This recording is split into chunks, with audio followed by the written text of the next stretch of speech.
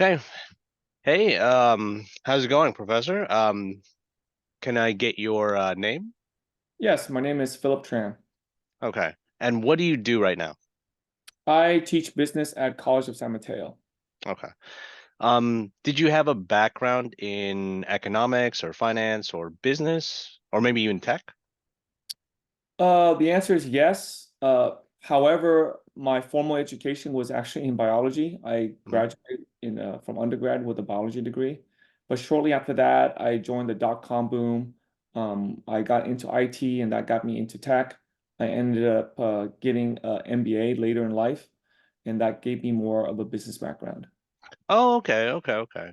So, other than getting into the tech boom, would it be safe to say that biology didn't really affect you getting into Web 3.0 or anything like that? Not at all. So what studying biology did help me with Mhm. was being able to understand and take in technical information fairly easily. Because biology, between my biology classes, chemistry classes, physics classes, these are all like really tough for me. They were tough concepts to learn, but because I was trained in the sciences, when I had to move over to tech and I had to learn SQL commands, how to run a Unix box, network topology, like okay, these concepts, although they were completely different than biology, I was able to absorb them fairly easily. Okay. So, going into the interview of tell me more about your Web 3.0 project. So officially, we never launched it. Hmm. We did a lot of research on it. Then market forces happened. As you remember, the NFT market crashed, um, crypto crashed, and so we never launched it. But the idea was for us to create an NFT project in which we were going to um, custom make NFTs around anime. So what you would do is Maxwell, let's just say you send us a picture of yourself, and we will render you an NFT, a unique anime version of yourself. Okay, cool. Well, fortunately, I believe crypto's kind of back up now, right? A little bit. Fortunately, it is. Yeah, my account has, you know what? I bought near the peak. I never sold because I had a feeling it might go back up, and sure enough, it's gonna go back up. And I'm sure it's gonna go back down again, and I'm sure it's gonna go Oh back yeah, up. of course. So I'm one of those hodls. Oh yeah. I for the class that I'm taking now, we were required to buy some crypto, and I just chipped in like $100 or so, just for whatever, and then it went up, so I got like $50, and I wasn't even trying or anything, so that was pretty fun. Yeah, that's the interesting thing about crypto is if you don't look at just the dollar amount that went up, but you look at the percentage gain, Mhm. basically just 50% your investment in what, a matter of days. Yeah, it's crazy. It's crazy. Yeah. So, one of the things that I was interested is, like, walk us through what you did with the NFT project. I understand you didn't fully launch, but can you talk about some things like, the process of putting it on a market or attaching it to a specific blockchain or something like that? I can tell you based on what we researched and what we had planned to do. So we initially wanted to put it on Solana just because of the speed and the cost. I mean, that's really what it was. Of course, Ethereum was the blockchain that a lot of the more prominent um, projects were on, but the cost didn't justify for us, and then we thought it was going to be a turnoff for people who wanted to buy our NFTs as well too. I don't know if there's a right or wrong there, but that's what we had anticipated doing. Can you And of talk course, about? yeah, of Oh, course, we're gonna put it open seas because everyone had it at the time. This was about 2 years ago. mm, Years ago seems like it was like a century ago. When you talk about crypto, oh yeah. but a couple of years ago, I mean, open seas was pretty much the only marketplace you should put your NFTs on. Oh, okay. So they had like a little monopoly on it. Was there go ahead. Oh, go ahead. Yeah, I don't know if it's a monopoly. It's more like if you wanted to sell something, you would probably put it on Amazon. And if you don't put it Yeah. on Amazon, like where would anyone find your stuff, right? Oh no, I completely understand. It's like it's whatever, say what you will. Maybe someone doesn't like Bitcoin, but at the end of the day, the masses know about Bitcoin. You know what I mean? Exactly. So it's everyone's always going to gravitate towards it. Um Was there anything like because I know in traditional marketplaces, if you choose to list it on that marketplace, they're gonna take a cut or Yeah. anything like that. Like, can you talk about the percentages, or did you have to pay a fee, like per sale or something, or anything like that? Um, so we never launched. So I Mm, can only tell you based on what we researched. And if my memory is correct, because this is 2-year old information, mm. they took a percentage of what we sold. I can't remember right now what the percentage was, but it was very it was very reasonable at the time. Okay, okay. It wasn't like they were asking for half or anything like that. I can't remember off the top of my head, but I want to say somewhere between 5 or 10% or something like that. Okay. I just wanted to ask because I know in there could be like some places where it's like predatory or anything. I just wanted to see if No. okay, okay. Very reasonable. Yep, it was very reasonable. Certainly not predatory. I would not describe it as that. Okay. Um not to get we don't have to get too in detailed, but can you talk a little bit about your business partner? Did they share the same like field of study as you did or expertise as you did, or was it like super different so that you could complement each other as opposed to both having the same levels of skill and education? Yeah, so the answer is the latter, in which we Mm, complement each other. Um, so I didn't know anything about NFTs. I barely knew anything about crypto at all. And my business partner introduced me to it. And of course, it's like most people, when they're introduced to crypto, they get excited about it, and then you go down that rabbit hole. And so his background was that he was certainly a lot more knowledgeable in the crypto space, in the blockchain space. He had actually attempted to launch a business back in 2018 in which he was going to have it was a crypto-based real estate business in which the titles were on a blockchain. And so that business failed, and then the NFT market started picking up, and he wanted someone with he had the NFT and crypto knowledge and the social media knowledge, and he wanted to partner with someone who had the business acumen, and that's where I kind of came in.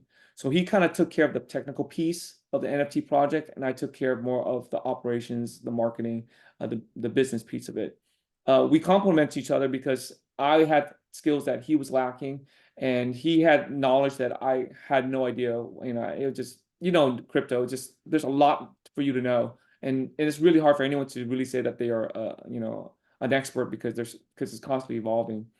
Um, the background on this is that this was my fourth business that I started, and all my previous three businesses, they were all started this way, in which I always partner with people that complemented my skills and they did not duplicate the skill sets that I had. okay, okay. So would you say you would be more of a COO role? Because you talked about operations. Okay, something like Uh, that. yeah, I'm a more of a strategist, an operations person because I have an accounting and finance background as well too, and he did Hmm. not. So more of operations and a strategist, or even maybe like a CMO role as well too. Okay. Yeah, I know a lot of people, obviously, if you're a startup or a small business, a lot of people wear different hats. But I just wanted to ask, like, just which role would you think you would fill if it was a big company or something like that? Yeah, I would say CEO, COO, CMO type of roles. Okay. Let me look at this. Oh yeah, you said you picked Solana, right? But that was because that was oh wait, no, no, no. You said you wanted Solana, but you picked Ethereum?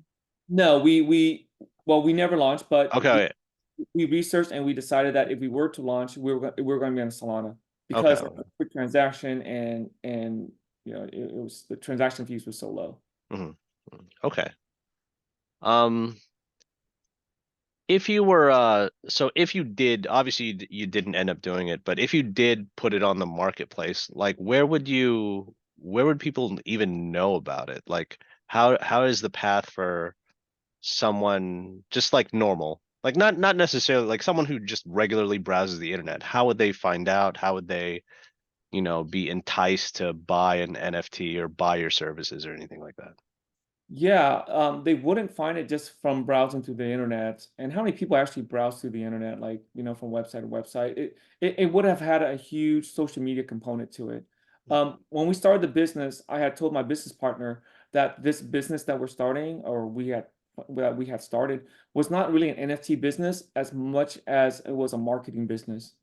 And the business I felt was really focus on specifically social media marketing. Um, but it wouldn't be something as if you would go on Amazon or you would do a key search on anime NFTs and you would find us. The strategy was really social media driven. And then when the market tanked, people stopped following our social media feeds. No one was really interested in buying NFTs at all. And if they were going to buy, not at the price in which we're selling it. I mean, we were basically would have lost money if we sold it for the price that they were willing to buy it for. Because we had it like in an we had it in our mind, we had it more like an auction style. Okay, okay, Um, so the marketing plan was really around social media. okay. Yeah, because like what I was thinking, like, obviously if it's an anime style NFT, like maybe someone who is into anime, like how would they even find that, or I guess they would have to be both into anime and NFTs in the first place. And like what website do you even go to browse? You know what I mean? Like it seems so difficult. Yeah, the strategy, and I totally agree with you, and this is what we were banging our heads on. And so the strategy really was to have a social media account that had a number of followers that were into anime, and then offer provide them an NFT offering. Hmm. And so in our mind, we're thinking that let's just say you have 10,000 followers. Okay, maybe not all 10,000 followers are into NFTs, but if you have 10% of the 10,000, now you got 1,000 people that are into NFTs. And from our experience, people who are into crypto and people are into anime are very passionate about it. And that's why we got into that space and the anime space is because we wanted to take that passion that they had with anime and funnel that into that NFT project. Okay. So, as you stated, you never actually went through with the thing, but if you did, um, is is there anything that you learned like in terms of any ratios or percentages, like how many fans do you need like how many fans do you need following your social media page until you get a sale? Like like a lot of people are a fan of of musicians, right? But how many of those fans that follow you will actually buy a CD, for example, right? Like how many, in your estimations, how many people do you think would actually go through the trouble of actually ending up buying an NFT or buying the service? Yeah, that's a good question. I think it really depends on how you structure your social media page. What I mean by that is if your social media page is 100% anime and there is no focus on technology at all, then the ratio is going to be obviously a lot smaller. Mm, But if your social media page or your most social media account is anime related, but you're also infusing in technology components as well too, where maybe you do some drops about crypto, NFT, or something along those lines, then obviously the ratio is going to be a little bit higher. So it really depends on how you have that social media account. Obviously, the larger the number, the better because it becomes a numbers game. Um, so in our mind, we were just thinking that if we can even attract just 10% of our followers, we would have been happy. And we got up to the thousands, but nowhere near the tens of thousands or the hundreds of thousands. And the reason why we were satisfied with just 10% was because we felt like that 10% would have been good qualified leads, meaning that that 10% was kind of our assumption was that that 10% was going to they were going to be a passionate group. There's that saying, quality over quantity. We'd rather have a strong passionate 10% than 90% of people that were not very passionate. oh yeah, I understand. You want those people that aren't just going to buy your product, but are willing to share that product with other people and spread the message, right? Well, that's the nature of NFTs. People don't buy NFTs and then just put in their wallet and don't share it and don't tell people. Mm, I mean, there's, look at the board, Ape Yacht Club, right? Or any of those those iconic NFT projects. When people have them, they let people know that they have them, and so it's a very show-offy, I think. mhm. It's a huge flex, I think, in that culture that when you buy an NFT that is popular, that is iconic, is that you let people know about it. Okay. Okay. Um, So how do you think how do you think NFTs will evolve? I know when we talk about Bored Ape Yacht Club, it got the numbers, and then I didn't follow the fall too closely. Yeah. But how do you think NFTs will evolve over time? Do you think that the craze, the initial craze was just too early? Do you think that it'll morph and change into something different? Um, so this is just Phil Tran, just No, no, speaking go ahead, go ahead. Yeah. on a more of an opinion piece. I think these trends kind of have their cycles, and because of the novelty of it initially, it started off really strong because it was new and people didn't know. But these cycles, they come and they go, and now we're seeing a resurgence. I saw like, based on like Pepe, I mean these Oh meme coins, yeah. people are getting rich again off the meme coins, and sure enough, they're gonna crash. Um, and then sure enough, you give it a few more months, years, it'll go back up again. Um, I think the cool thing with how NFTs work and how crypto works, period, is the fact that it's the authenticity. If you have an original Bored Ape Yacht Club, no one's ever going to duplicate that, right? So you're going to have, I mean, it's the uniqueness of it is makes it very difficult, I think, for it to go away, for it to become irrelevant in some way. And I feel like a lot of these investments that are related to NFTs and cryptos, they come and go with the economy. When people have disposable income, they're going to consider these types of NFTs. But if people are struggling to buy their rent or to pay their rent, not able to make their car payments, they're not going to go drop hundreds or thousands of dollars on an NFT. Okay. Yeah, I definitely agree. I know that I think in class we talked about how Dogecoin is still hanging in there, surprisingly hanging in there. I have to admit I am a fan of Doge. And the only reason why I'm a fan of Doge is because I'm a fan of not Elon as a person, because I think he's a little controversial, but Elon as a business person. Hmm. He wields so much influence. Um, I mean, so imagine this. Imagine if Elon says, um, the the currency on X, formerly Twitter, the official currency on X is going to be Dogecoin. And by the way, Tesla, they were accepting Doge to buy swags, but what if they said, you know what? You can actually buy Tesla with Doge now, not the swag, but the actual vehicles. How do you think that would move Doge? It would make it'll move it tremendously. It would now it has intrinsic value. Yeah, I totally agree. In so in terms of we could say opinion wise, like in terms of NFTs, I could totally understand like let's say uh owning the first Twitter post, Yeah. right? Like I could totally understand that. Like it's almost like buying a painting. But what do you think about like, Board Ape Yacht Club? Like these are just kind of made to be sold as opposed to something which is I'm not going to be naive to say that no one paints a painting not to sell it or anything like that, but the first Twitter post does feel a little more special than say an ape or another piece of NFT. Like, what do you think about that? Do you think that some NFTs just hold just more value and will stick as opposed to some of these other ones? I think society and what society deems as has value comes and goes, and it's very difficult to predict. I think I showed in class the example of the toilet that sold for literally a urinal that was pulled out of a New York subway, and it sold for $1.7 million. Oh yeah, I saw a news piece about that. Yeah, yeah. Yeah.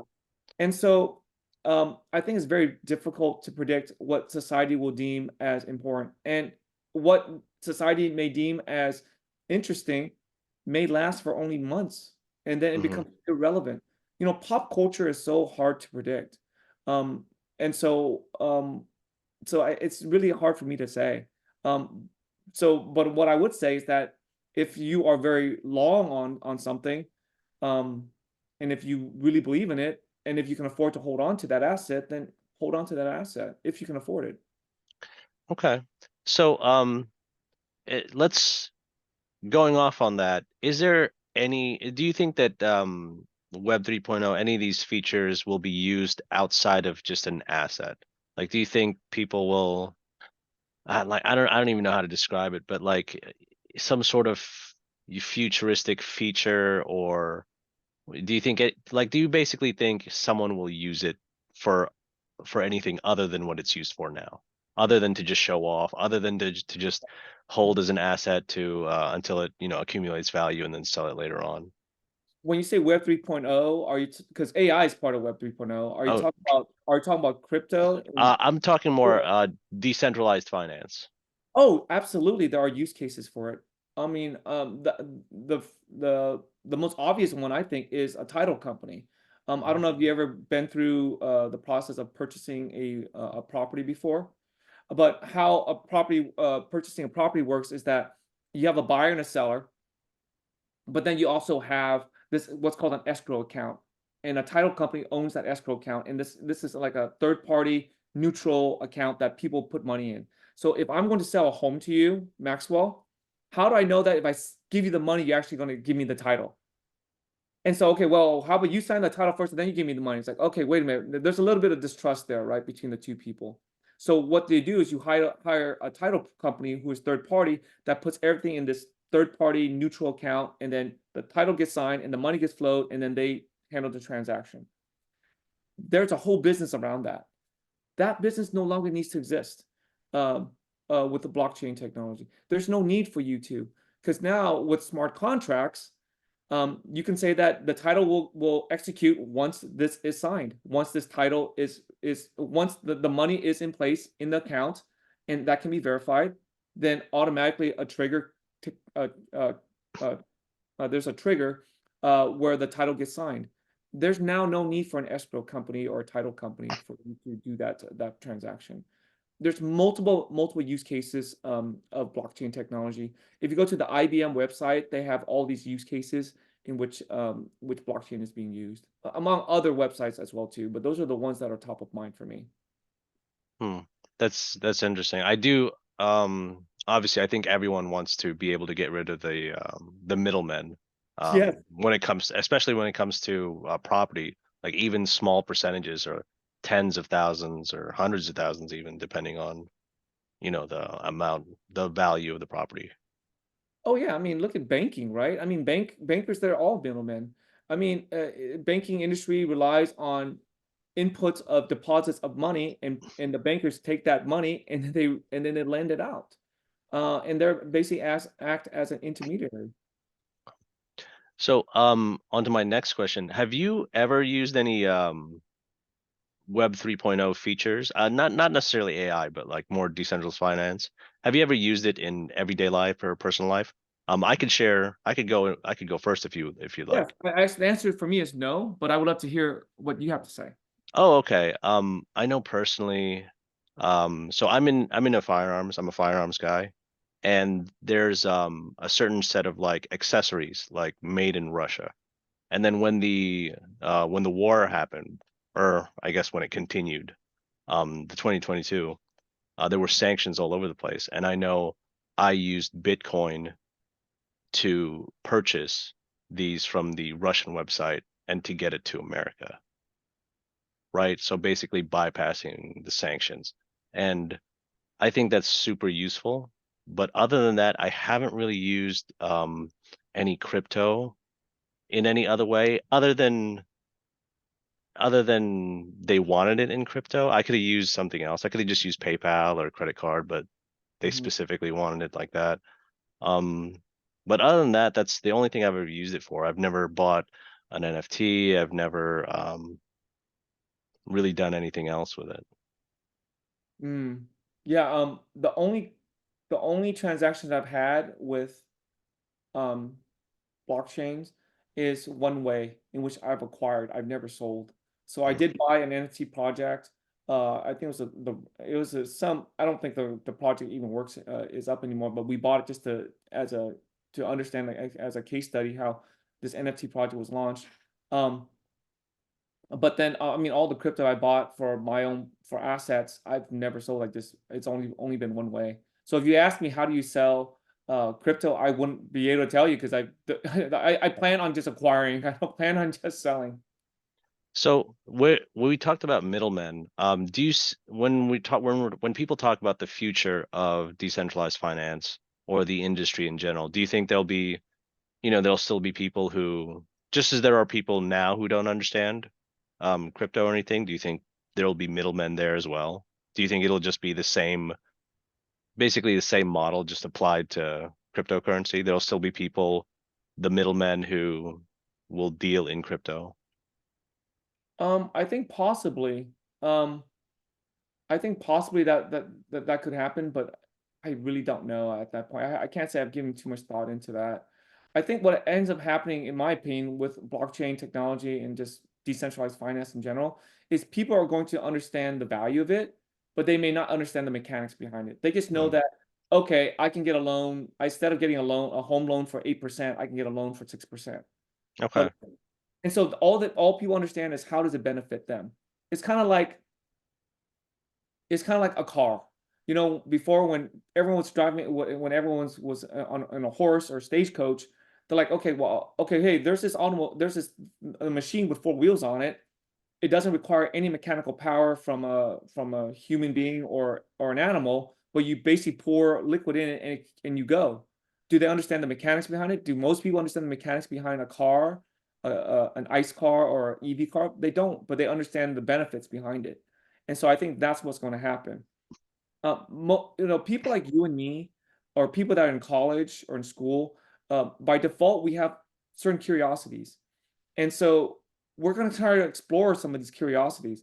But 99% of people don't have the time or don't have the energy or the interest to explore, to dive deeper into this. An example I can give is like politics, right? We're all interested in politics as it affects us, but how much interest do we actually go into understanding all the propositions and understanding all the candidates? 99% of people don't do that. I don't even do that. So, but what I think people do understand are the benefits, and that's what they'll see. Here's a credit card in which the interest rate is not 30%, but the interest rate is only 2%. So if you can't pay on time, it's only 2% interest. That they can understand. Okay, okay. I definitely get that. I definitely get that. Well, that's all the questions I have for you. Do you have any questions for me? Yeah. How is this project going? How is this project going to be a part of your educational experience? Well, I'm taking business. I'm a business major, like a general business. So not just finance or accounting or marketing, but like more big picture. And right now they're pushing, because obviously because of the time, they're pushing more for decentralized finance classes, just getting people to understand it, being more familiar to it, so that in the future, we're not going to get caught off guard, right? And I guess me personally, as a general business major, it's more important to me as opposed to someone like, say, marketing. More, they probably need more, a little more social knowledge Mm-hmm. per se, or like international business or something like that. Mm-hmm. Awesome. No, it's this is an evolving field, and I'm glad that you're getting exposed to it. Mhm. Okay. Um, well, that's all. I just had a pop up for some reason, but okay. Well, thank you. I appreciate Awesome. you taking the time for this interview. Great. Thank you, Maxwell, and good luck on your educational journey. Okay, thank you. Goodbye, Professor Tran. There. Okay, bye.